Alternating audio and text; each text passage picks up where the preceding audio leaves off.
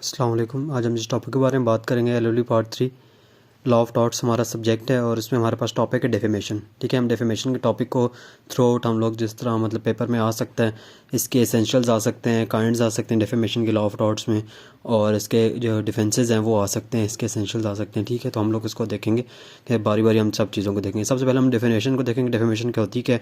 Defamation is a wrong. ठीक है, defamation क्या होती है? रॉन्ग होती है affecting reputation of a person. जो किसको अफेक्ट करती है? Reputation of the person. To constitute a tort of defamation, a defamatory statement should not only be published but it should tend to the lower of the reputation of the person of the eye in the society.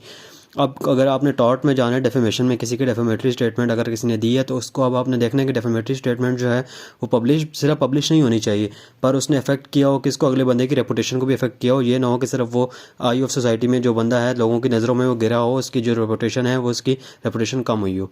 अब meaning of definition की अगर हम लोग बात करें ना, तो इसका मतलब होता है injure the reputation of other person. ठीक है, सिंपल इसका मीनिंग होता है कि किसी बंदे की जो है उसको रेपुटेशन को इंजर करना। अब डेफेमेशन की अगर हम डेफिनेशन की बात करें तो defamation consist of the publication of the false and defamatory statement concerning another person without lawful justification.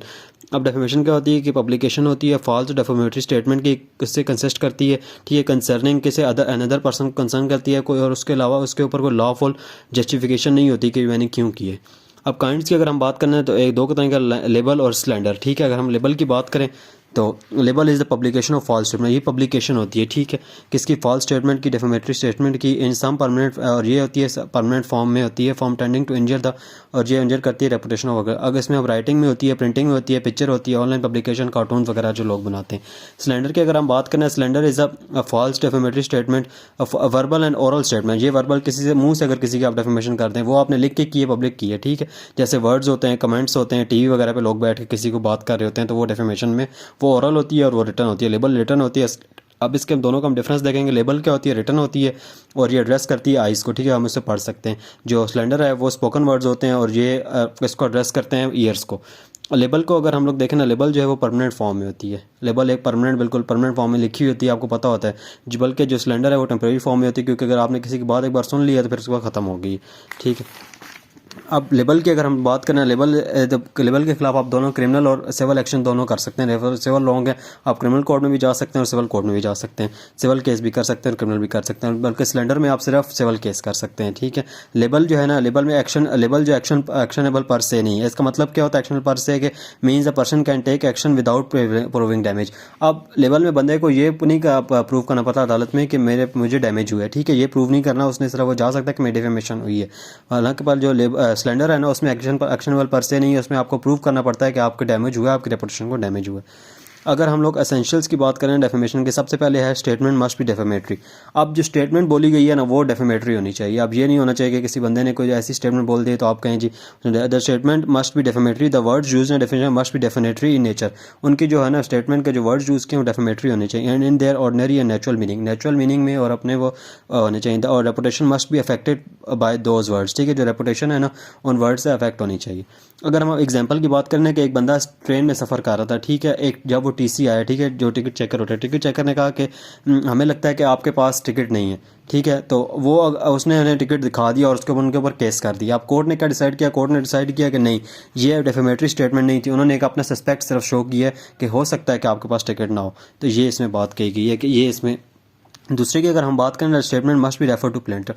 अब जो स्टेटमेंट बोली गई है वो उसकी तरफ होनी चाहिए, जो प्लेंटिफ की तरफ होनी चाहिए। ये ना हो कि वो किसी को भी उठ के ऐसी कह दें तो कोई भी मतलब कहे कि मेरी डेफेमेशन हो गई है जी, ऐसी उसने एक बात की है तो कहे। अब इसको हम लोग देखें तो constitute a tort a defamation and it is necessary that the plaintiff must refer to the plaintiff. ठीक है, जो वर्ड्स हैं वो किसको? प्लेंटिफ को जाना चाहिए। अब इसमें हम लोग देखें कि जिस बंदे की डेफेमेशन हुई है ना वही कोर्ट में सिर्फ जा सकता है। क्रिमिनल में तो ये नहीं होता, क्रिमिनल में कोई भी बंदा जा सकता है, कोई भी किसी बंदे शिकायत लेके जा सकता है, पर सिविल में यही होता है कि आपने जिस बंदे की डैमेज हुआ है, जिस बंदे को डेफेमेशन हुई है वही जा सकता है। अब देखें अगर एक बंदा मर गया, ठीक है, किसी ने उसकी डेफेमेशन किया कि चलो अच्छा हुआ मर गया, ठीक है, तो वो ऐसा बंदा था, चोर था, डकैत था, नशाई था, जो भी था। अब उसके लिए उसके घर वाले आपके ऊपर केस नहीं कर सकते कि जी आपने उसके बंदे की, क्योंकि डिजीज़ पर्सन की डेफेमेशन नहीं होती। इसमें ये समझाने की कोशिश की जा रही। अब एक पूरी क्लास को जब आप कह सकते हैं जी, अब उसके खिलाफ वो जो डिजीज़ पर्सन में वो क्रिमिनल एक्शन में जा सकते हैं कि अगर डेफेमेशन हुई है तो क्रिमिनल में वो लोग जा सकते हैं, सिविल में वो लोग नहीं जा सकते।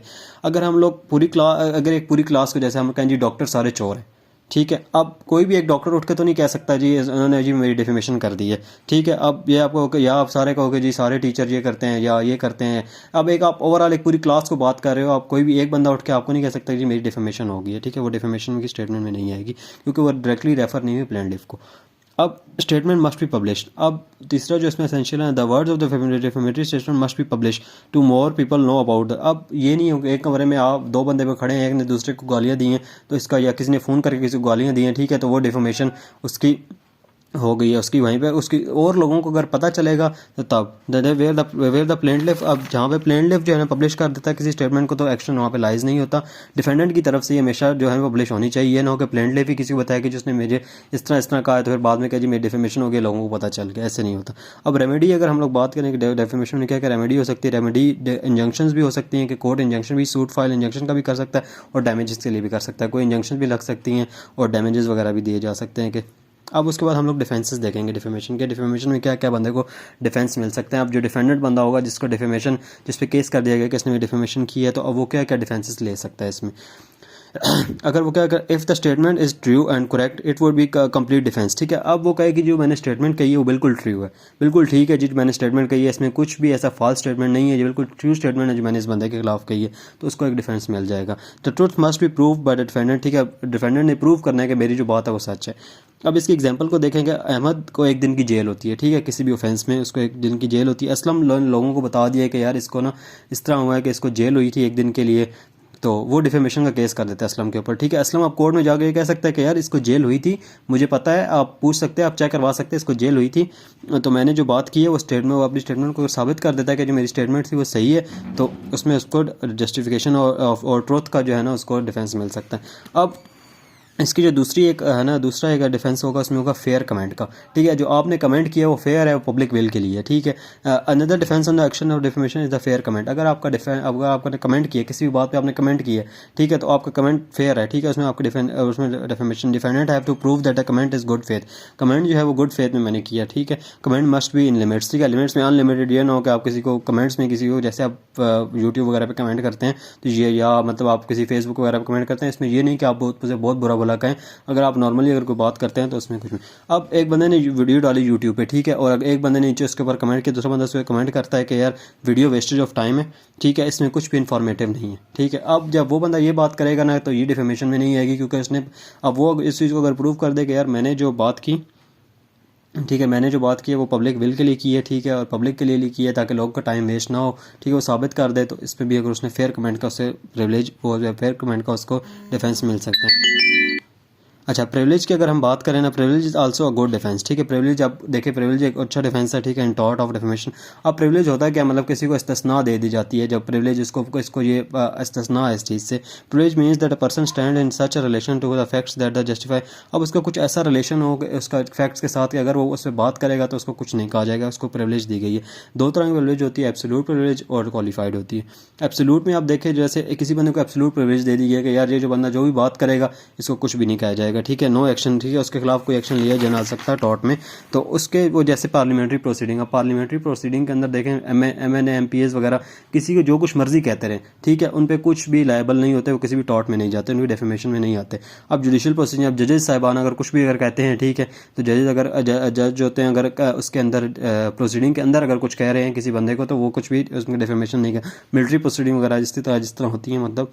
अब क्वालिफाइड प्रिविलेज, अब क्वालिफाइड प्रिविलेज ये होती है कि इसमें एब्सोल्यूट फुल आपको नहीं एब्सोल्यूट दी जाती, पर इसमें आपको प्रूव करना पड़ता है कि यार जो मैंने, अगर जो बंदा है ना जिसने आपको केस किया, अगर वो ये बात प्रूव कर दे कि आपका जो इंटेंशन थी वो बैड इंटेंशन थी, आपको डिफेम करने की इंटेंशन थी आपका उसके पीछे इंटेंशन मैलेस थी इंटेंशन, ठीक है, इस वजह से अब जो statement about the performance of duty, अब किसी बंदे ने परफॉर्मेंस की ड्यूटी परफॉर्म करनी है, तो उसमें अगर किसी ने कुछ ऐसा कर दिया, अगर वो साबित कर दे कि यार इसने मुझे डिफेम करने के लिए मुझे वहाँ पर सबके सामने जलील किया है, तो फिर वो ये चीज़ आ जाएगी कि यार इसने डिफेमेशन की है, ठीक है। अगर उसने साबित कर दिया कि डिफेमेशन हुई है तो इससे अब ये ओवरऑल एक डिफेमेशन का क्वेश्चन था, तो आप इसे देख लीजिए काइंडली।